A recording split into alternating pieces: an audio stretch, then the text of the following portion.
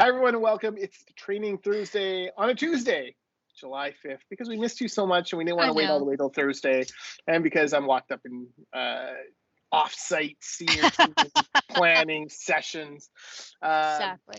here today. I'm Jordan Bateman, Vice President Communications for the Independent Contractors and Businesses Association, joined as always by Kerry Vital, Program Manager for the Training Department. Vital by name, Vital by nature, Deb's bouncing baby girl. And here we go again. It's true. We are back in the HR series. We are. And another Pam Bragg class. We so love that. Wednesday, July the 27th, it is the HR series Progressive Discipline. So Progressive Discipline allows supervisors and managers to build on the skills of their workers and to make clear what their job expectations are by holding them accountable and providing them the opportunity to improve. So very important topic. So it's 2 hours.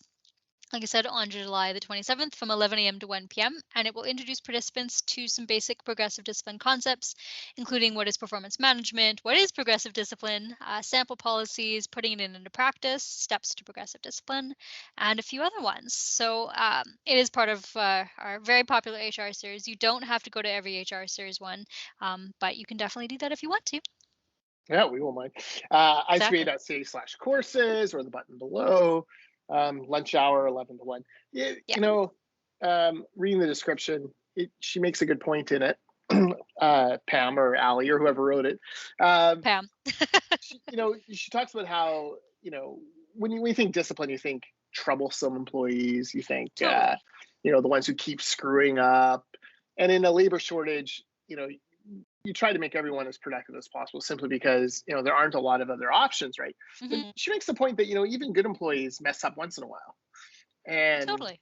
having an accountability structure, discipline structure in place helps them. You don't want to make the same mistake twice, but you have to know it was a mistake and you have to know why it was serious.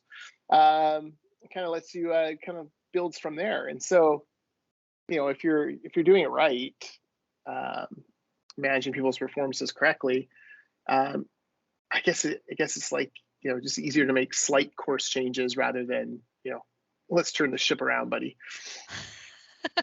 Right, exactly. And it's also easier, I think, on employees because you don't want suddenly it all just to come tsunamiing in on you, where if it was something that you could have fixed a while ago. So the progressive discipline progress process is good for employees and employers. Yeah, perfect. And of course, it's Pamela Bragg from County Management. She's the best. She's the lovely Pamela, as we say, yes. I think, every time we talk about her. Yes, the lovely Pamela Bragg. So that is Wednesday, July 27th. It is. Kerry, in local icba news, we are into month 13 of our 12-month wellness program. We are indeed. And we're back into anxiety and depression. And, for those of us who, from time to time, battle a little bit of anxiety, this is an important piece to go through. And at the same time, I'm like, here we go again. How do I make this entertaining in some regard? Yes, I think it must be tough for your Wellness Wednesdays sometimes. Well, like anxiety is one piece of this that I actually, feel from time to time. You lay awake at night and my brain is going crazy and, finding ways. It's like there's short-term and then longer-term fixes, right? Like, totally.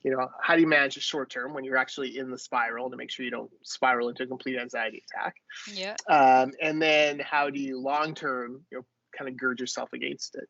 One thing I've been reading about is like how a lot of companies now have what's called the right to disconnect, where, off hours, the workers have a right, like, not to have to monitor their emails and things like that.